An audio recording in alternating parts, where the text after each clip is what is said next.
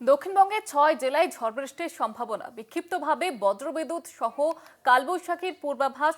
নদিয়া, হুগলি, উত্তর ২৪ পরগনায় শিলাবৃষ্টির সম্ভাবনা। ৫০ থেকে ৬০ কিলোমিটার বেগে ঝোড়ো বাতাস। রবি এবং সোমবার কমবে ঝড় বৃষ্টির পরিমাণ, এমনটাই জানা যাচ্ছে। আমাদের সঙ্গে টেলিফোন লাইনে রয়েছেন আমাদের প্রতিনিধি শাশ্বতী রায়। শাশ্বতী, কেমন থাকবে আবহাওয়া? দেখো, দক্ষিণবঙ্গের ৬ জেলাতে আজও ঝড় বৃষ্টির সম্ভাবনা জারি রয়েছে এবং বিক্ষিপ্তভাবে কিছু জেলার ক্ষেত্রে কালবৈশাখী হতে পারে বলেও জানাচ্ছে হাওয়া অফিস। বজ্রবিদ্যুৎ সহ হালকা থেকে মাঝারি বৃষ্টি এবং তার সঙ্গে সঙ্গে কোথাও কোথাও শিলাবৃষ্টির সম্ভাবনাও রয়েছে।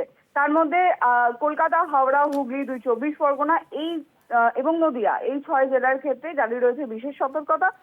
শিলাবৃষ্টি হতে পারে নদিয়া, হুগলি এবং উত্তর ২৪ পরগনাতে, এবং তার সঙ্গে ৫০ থেকে ৬০ কিলোমিটার বেগে দমকা ঝোড়ো হাওয়া বড় ইঙ্গিত মিলছে।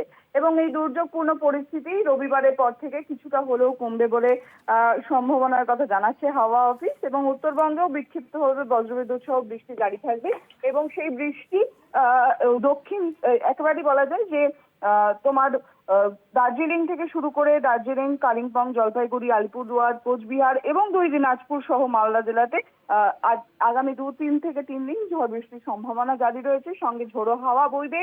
এছাড়াও ভারী বৃষ্টি হতে পারে জলপাইগুড়ি এবং আলিপুরদুয়ারের ক্ষেত্রে। অর্থাৎ বোঝাই আছে দুই বঙ্গেই বজ্রবিদ্যুৎ সহ বৃষ্টির পূর্বাভাস জারি, এবং তার সঙ্গে সঙ্গে এই দুর্যোগপূর্ণ পরিস্থিতি রবিবারের পর থেকে দুই বঙ্গে কমলেও মঙ্গলবার ফের এই স্থানীয় মেঘের সঞ্চার হয়ে বৃষ্টির সম্ভাবনা জারি রয়েছে। তবে এই শনি এবং রবিবারের যে বৃষ্টি জারি থাকবে তার অন্যতম কারণ একটি ঘূর্ণাবর্ত, যেটি গাঙ্গেয় পশ্চিমবঙ্গ এবং বাংলাদেশের ওপর অবস্থানরত, এবং তার সঙ্গে একটি অক্ষরেখারও অবস্থান রয়েছে গাঙ্গেয় পশ্চিমবঙ্গের ওপর দিয়ে। অর্থাৎ বোঝাই যাচ্ছে যার জেরে প্রচুর পরিমাণে জলীয় বাষ্প রাজ্যে প্রবেশ করছে এবং সেই থেকেই এই বজ্রবিদ্যুৎ সহ বৃষ্টি জারি বঙ্গে। ধন্যবাদ জানাবো শাশ্বতী।